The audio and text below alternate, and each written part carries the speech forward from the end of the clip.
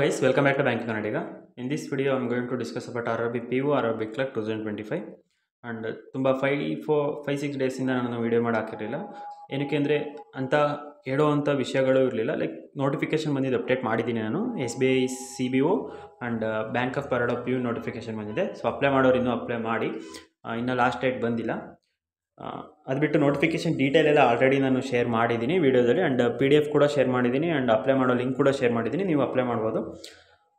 ಈ ವಿಡಿಯೋದಲ್ಲಿ ನಾನು ನೋಟಿಫಿಕೇಷನ್ ಅಪ್ಡೇಟ್ ಕೊಡ್ತಿದ್ದೀನಿ RRB PO ಆ್ಯಂಡ್ ಕ್ಲರ್ಕ್ದು. ಆ್ಯಂಡ್ ರಿಪೀಟರ್ಸಿಗೆ ಗೊತ್ತಿರುತ್ತೆ ಯಾವಾಗ ನೋಟಿಫಿಕೇಷನ್ ಬರ್ಬೋದು ಅಂತ, ಬಟ್ ಬಿಗಿನರ್ಸ್ ಇರ್ತೀರ, ಸೊ ನಿಮಗೆ ಒಂದು ಐಡಿಯಾ ಬರಲಿ ಅಂತ ಅಷ್ಟೇ. ನೀವು ಅಂದರೆ ಎಷ್ಟು ನಿಯರ್ ಇದ್ದೀರಾ ಎಕ್ಸಾಮ್ಗೆ ಅಂತ. ಜೂನ್ ಫಸ್ಟ್ ವೀಕ್ ಎಂಡಿಂಗಲ್ಲಿ ಅಥವಾ ಜೂನ್ ಸೆಕೆಂಡ್ ವೀಕ್ ಸ್ಟಾರ್ಟಿಂಗಲ್ಲಿ ಆ 4-5 ಡೇಸ್ ಗ್ಯಾಪಲ್ಲೇ 2 ನೋಟಿಫಿಕೇಷನ್ ಬರುತ್ತೆ. ಆ್ಯಂಡ್ ಅಪ್ಲಿಕೇಶನ್ನು ನೋಟಿಫಿಕೇಷನ್ ಬಂದಿದ್ದು ಮಾರನೇ ಬೆಳಗ್ಗೆಯಿಂದ ಹಾಕೋಕ್ಕೆ ಶುರುವಾಗುತ್ತೆ. ಯೂಶ್ವಲಿ 20-25 ಡೇಸ್ ಟೈಮ್ ಇರುತ್ತೆ ಅಪ್ಲಿಕೇಶನ್ ಹಾಕೋಕ್ಕೆ. ಸ್ಟಾರ್ಟಿಂಗಲ್ಲೇ ಅಪ್ಲೈ ಮಾಡಬೇಡಿ. ಒಂದು 5 ಡೇಸ್ ಆದಮೇಲೆ ಎಲ್ಲರೂ ನೋಡಿ, ಅಂದರೆ ಹೊಸ್ದಾಗಿ ಅಪ್ಲೈ ಮಾಡ್ತಿರೋರು ಅಪ್ಲೈ ಮಾಡ್ಬೋದು. ನಿಮ್ಮ ಹತ್ರ OBC ಸರ್ಟಿಫಿಕೇಟ್ ಇದೆಯಾ ಇಲ್ವಾ, ಅಂದರೆ ನೆಸೆಸರಿ ಡಾಕ್ಯುಮೆಂಟ್ಸ್ ಇದೆಯಾ, ನೀವು ಎಲಿಜಿಬಿಲಿಟಿ ಇದ್ದೀರಾ, ಅದೆಲ್ಲ ನೋಡಿಕೊಂಡು ಎಲ್ಲನೂ ನೀಟಾಗಿ ಫಿಲ್ ಮಾಡಿ. ಆ್ಯಂಡ್ ಇನ್ನೊಂದು, ತುಂಬ ಜನ ಬಿಗಿನರ್ಸು ಒಬ್ಬೊಬ್ರು ಕನ್ನಡನ ಆಪ್ಟ್ ಮಾಡಲ್ಲ. ನೀವು 10th and second PUC 10th or second PUC Kannada ಓದಿದರೆ, ನೀವು ಕನ್ನಡ ಆಪ್ಟ್ ಮಾಡಿದರೆ ನಾನು ಓದಿದ್ದೀನಿ ಅಂತ ನಿಮಗೆ LPT ಟೆಸ್ಟ್ ಇರಲ್ಲ. ಸೊ ಅದನ್ನು ನೋಡಿಕೊಂಡು ಅಪ್ಲೈ ಮಾಡಿ. ನಾನು ಕನ್ನಡದವರೇ ತುಂಬ ಜನ LPT ಕೊಟ್ಟಿದ್ದಾರೆ, RRBಲೂ ಕೊಟ್ಟಿದ್ದಾರೆ, ಆ್ಯಂಡ್ ಯೂನಿಯನ್ ಬ್ಯಾಂಕಲ್ಲೂ LPT ಇತ್ತು, ಅಲ್ಲೂ ಕೊಟ್ಟಿದ್ದಾರೆ. ಸೊ ಅದನ್ನೆಲ್ಲ ನೋಡಿಕೊಂಡು ಒಂದು 5 ಡೇಸ್ ಆದಮೇಲೆ ಯಾರಾದರೂ ವೀಡಿಯೋ ಮಾಡಿ ಹಾಕ್ತಾರೆ notification step by step apply ಮಾಡೋದು, ಅದನ್ನೆಲ್ಲ ನೋಡ್ಕೊಂಡು ಅಪ್ಲೈ ಮಾಡಿ. ಆ್ಯಂಡ್ ಇದನ್ನು ಇವಾಗ ಯಾಕೆ ಮಾಡ್ತಿದ್ದೀನಿ ಅಂದರೆ, ನನಗೆ 19th 31st ಟ್ರೈನಿಂಗ್ ಇದೆ. 1ನೇ ತಾರೀಕು ನಾನು ರಿಟರ್ನ್ ಬರೋದು. ಸೊ ಹೇಳೋಕ್ಕೆ ಟೈಮ್ ಸಿಗೋಲ್ಲ. ನಾನು ನೋಟಿಫಿಕೇಷನ್ ಬಂದಾಗ ನೋಟಿಫಿಕೇಷನ್ ಬಗ್ಗೆ ಇನ್ಫಾರ್ಮೇಷನ್ ಕೊಡ್ತೀನಿ ನಾನು. ಆ್ಯಂಡ್ ಇವಾಗ ಸ್ವಲ್ಪ ಟೈಮ್ ಮ್ಯಾನೇಜ್ಮೆಂಟು ಕಷ್ಟ ಆಗ್ತಿದೆ. ಸ್ಟಾರ್ಟಿಂಗ್ ಅಲ್ವಾ ಕೆಲಸಕ್ಕೆ ಸೇರ್ಕೊಂಡಿರೋದು, ಆ್ಯಂಡ್ ಒಬ್ಬನೇ ಇದ್ದೀನಿ, ಕುಕ್ಕಿಂಗ್ ಅದು ಇದು ಮನೆ ಕೆಲಸ ಮತ್ತು ಬ್ಯಾಂಕಲ್ಲಿ ಕೆಲಸ ಎಲ್ಲ. ಸೊ ಟೈಮ್ ಮ್ಯಾನೇಜ್ಮೆಂಟ್ ಆಗ್ತಿಲ್ಲ ವೀಡಿಯೋಗಳು ಮಾಡೋಕ್ಕೆ. ಆ್ಯಂಡ್ ನೆಸೆಸರಿ ಅಪ್ಡೇಟು ಗೊತ್ತಾಗಲೇಬೇಕು ಅನ್ನೋ ಅಪ್ಡೇಟ್ಗಳನ್ನ ನಾನು ಕೊಡ್ತೀನಿ. ಆರ್ ವೀಡಿಯೋ ಮಾಡಾಕಲಿಲ್ಲ ಅಂತಂದ್ರೂ ಅಟ್ಲೀಸ್ಟ್ ಟೆಲಿಗ್ರಾಮಲ್ಲಂತೂ ನಾನು ಮೆನ್ಷನ್ ಮಾಡ್ತೀನಿ. ಸೊ ಟೆಲಿಗ್ರಾಮ್ ಗ್ರೂಪ್ನ ಜಾಯ್ನ್ ಆಗಿ, ಯಾರ್ಯಾರು ಜಾಯ್ನ್ ಆಗಿಲ್ಲ, ಲಿಂಕು ಡಿಸ್ಕ್ರಿಪ್ಷನಲ್ಲಿದೆ, ಅಥವಾ ಪಿನ್ನಿಡ್ ಕಮೆಂಟಲ್ಲಿ ಚೆಕ್ ಮಾಡಿ, ಪಿನ್ನಿಡ್ ಕಮೆಂಟಲ್ಲಿ ಇರುತ್ತೆ. ಆ್ಯಂಡ್ ಒನ್ ಸ್ಟೇಟ್ ಒನ್ RRBಗೆ ಇನ್ನೂ ತುಂಬ ಜನ ಕೇಳ್ತಿದ್ದೀರಾ ಎಫೆಕ್ಟ್ ಆಗುತ್ತಾ ಅಂತ. ಅದು ಎಫೆಕ್ಟ್ ಆಗುತ್ತೋ ಬಿಡುತ್ತೋ ಸೆಕೆಂಡ್ರಿ. ನೀವು ಪ್ರಿಪೇರ್ ಆಗಲೇಬೇಕು.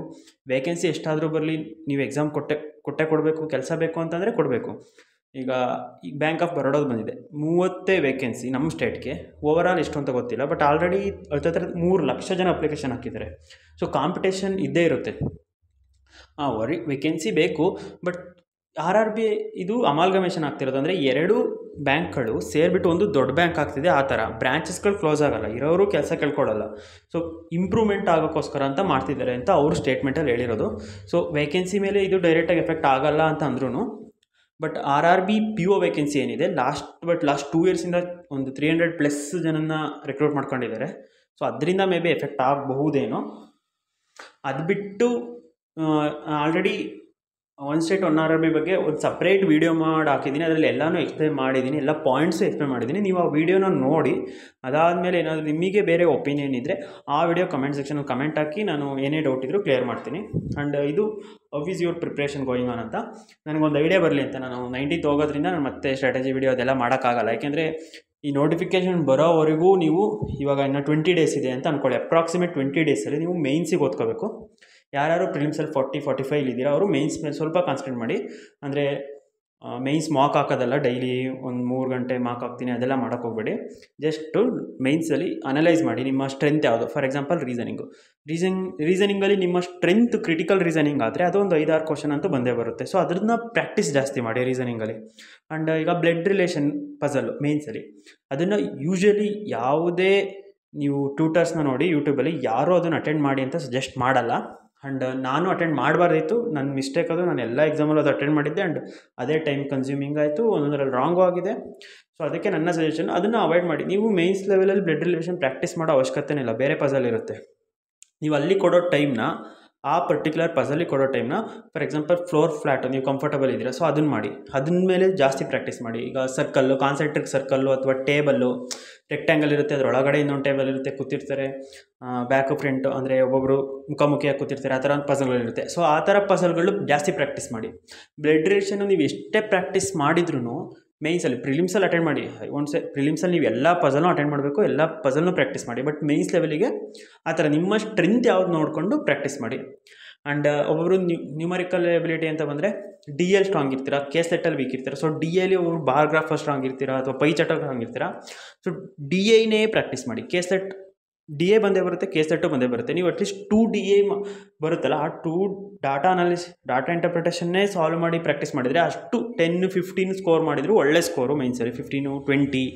ಆ್ಯಂಡ್ ರೀಸನಿಂಗಲ್ಲಿ 20. ಈಗ RRB PO ನಮ್ಮ ಸ್ಟೇಟ್ಗೆ ಅಂದರೆ ನೀವು ರೀಸನಿಂಗಲ್ಲಿ 20 ಮೇಲೆ ಎಷ್ಟು ಸ್ಕೋರ್ ಮಾಡಿದ್ರು, 20 ನಿಯರ್ ಸ್ಕೋರ್ ಮಾಡಿದ್ರು, ಇದು ಅಂದರೆ ತುಂಬ ಒಳ್ಳೆ ಸ್ಕೋರ್ ಅಂತ ಹೇಳ್ಬೋದು. ನಂದು 8.75 ಅಷ್ಟೇ. ನಂದೇನಾದರೂ 20 ನಾನು ಅಟೆಂಡ್ ಮಾಡಿ 20 ಮಾರ್ಕ್ಸಿಗೆ ಅಷ್ಟು ಬಂದಿದ್ದರೆ ನಂದು ಆರಾಮಾಗಿ RRB POನೇ ಅಂದರೆ ಫುಲ್ ಕ್ಲಿಯರ್ ಆಗ್ತಿತ್ತು. ಮೇನ್ಸ್ ಕ್ಲಿಯರ್ ಆಗಿತ್ತು, ಬಟ್ ಓನ್ಲಿ 5 ಮಾರ್ಕ್ಸ್ ಅಬೌವ್ ಇದ್ದಿದ್ದು. ಸೊ ಇದನ್ನು ಇನ್ನೂ 5 ಮಾರ್ಕ್ಸ್ ಇದ್ದರೆ ಫೈನಲ್ ಸೆಲೆಕ್ಷನ್ ಆಗ್ತಿತ್ತು ಇಂಟರ್ವ್ಯೂಲಿ. ಸೊ ನಾನು ಹೇಳ್ತಿರೋದು ಏನಂದರೆ ನಿಮ್ಮ ಸ್ಟ್ರೆಂತನ್ನು ಅನಲೈಸ್ ಮಾಡಿಬಿಟ್ಟು ಅದ್ರ ಮೇಲೆ ವರ್ಕ್ ಮಾಡಿ. ಮೇಯ್ನ್ಸಲ್ಲಿ ಎಲ್ಲನೂ ಅಟೆಂಡ್ ಮಾಡಬೇಕು ಅಂತ ಏನಿಲ್ಲ. ಯಾವುದನ್ನು ಬಿಡಬೇಕು ಅನ್ನೋದೇನಿದೆ ಅದು ಇಂಟೆಲಿಜೆನ್ಸ್. ಅದನ್ನು ನೀವು ಸ್ಮಾರ್ಟಾಗಿ ಅನಲೈಸ್ ಮಾಡಿಬಿಟ್ಟು ಈ ಪರ್ಟಿಕ್ಯುಲರ್ ಕ್ವಶನ್ನ ನಾನು ಬಿಡಬೇಕು ಅಂತ ನೀವು ಡಿಸೈಡ್ ಮಾಡ್ಕೊಳ್ಳಿ. ಅದನ್ನು ನಿಮಗೆ ಯಾರೂ ಹೇಳೋಕ್ಕೂ ಆಗೋಲ್ಲ. ನಿಮ್ಮ ಸ್ಟ್ರೆಂತು ನಿಮಗೆ ಗೊತ್ತಿರುತ್ತೆ, ನಿಮ್ಮ ವೀಕ್ನೆಸ್ ನಿಮಗೆ ಗೊತ್ತಿರುತ್ತೆ. ಸೊ ನಿಮ್ಮ ಸ್ಕೋರಿಂಗ್ ಯಾವುದಿದೆ ಅದನ್ನು ಜಾಸ್ತಿ ಇಂಪ್ರೂವ್ ಮಾಡ್ಕೊಳ್ಳಿ ಮೇಯ್ನ್ಸಿಗೆ. ಬಟ್ ಪ್ರಿಲಿಮ್ಸಿಗೆ ಆ್ಯಸ್ ಯೂಶುವಲ್ ಎಲ್ಲ ಅಟೆಂಡ್ ಮಾಡಬೇಕು, ಎಲ್ಲ ಪ್ರಾಕ್ಟೀಸ್ ಮಾಡಬೇಕು. ಆ್ಯಂಡ್ ಪ್ರಿಲಿಮ್ಸ್ ಲೆವೆಲು ಆಲ್ರೆಡಿ ಒಂದು 2-3 ಇಯರ್ಸಿಂದ ಪ್ರಿಪೇರ್ ಆಗ್ತಿದ್ರೆ ನಿಮ್ಮದು ಮೇ ಬಿ ಸ್ಪೀಡಲ್ಲಿ ಲ್ಯಾಕ್ ಆಗ್ತಿರ್ತೀರಾ ಅಥವಾ ಅಕ್ಯುರಸಿ ಲ್ಯಾಕ್ ಆಗ್ತಿರ್ತೀರಾ. ಸೊ ಅದ್ರ ಮೇಲೆ ವರ್ಕ್ ಮಾಡಿ. ಆ್ಯಂಡ್ ಬಿಗಿನರ್ಸ್ ನಾನು ಆಲ್ರೆಡಿ ಟು ಡೂ ಲಿಸ್ಟ್ ಎಷ್ಟು ಮಾಡಿದ್ದೆ ಅದನ್ನು ಕಂಪ್ಲೀಟ್ ಮಾಡಿದ್ರು 25 ಡೇಸ್ದು. ಅದನ್ನು ಕಂಪ್ಲೀಟ್ ಮಾಡಿದ್ರು ನಿಮ್ದು ಆರಾಮಾಗಿ ಪ್ರಿಲಿಮ್ಸ್ ಅಂತೂ ಕ್ಲಿಯರ್ ಆಗೋ ರೇಂಜಿಗಂತೂ ಹೋಗ್ತೀರಾ. ಆ್ಯಂಡ್ ಮಾರ್ಕು ನೋಟಿಫಿಕೇಷನ್ ಬಂದ ಮೇಲೆ ಪ್ರಿಲಿಮ್ಸ್ ಮಾರ್ಕ್ಗಳನ್ನ ಸ್ವಲ್ಪ ಜಾಸ್ತಿ ಹಾಕಿ 3 ಡೇ ಒನ್ಸ್, ನಾನು ವೀಕ್ಲಿ ಒನ್ಸ್ ಅಂತ ಹೇಳಿದ್ದೆ ಎಷ್ಟು ದಿನ, ಬಟ್ ಅದು ನೋಟಿಫಿಕೇಷನ್ ಬಂದ ಮೇಲೆ 3 ಡೇ ಒನ್ಸ್ ಹಾಕಿ ಎಕ್ಸಾಮ್ ಒಂದು 20 ಡೇಸ್ ಇದ್ದರೆ ಡೈಲಿ ಒಂದೊಂದು ಮಾರ್ಕ್ ಹಾಕಿ.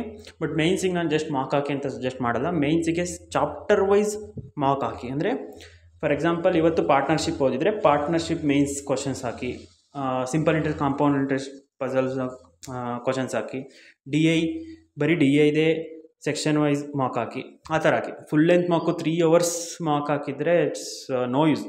ಇಂಪ್ರೂವ್ಮೆಂಟ್ ಮಾರ್ಕ್ ಡೈಲಿ ನಾನು ಮಾರ್ಕೇ ಅಟೆಂಡ್ ಮಾಡ್ತೀನಿ ಅಂದರೆ ಸ್ಕೋರ್ ಇಂಪ್ರೂವ್ ಆಗೋಲ್ಲ.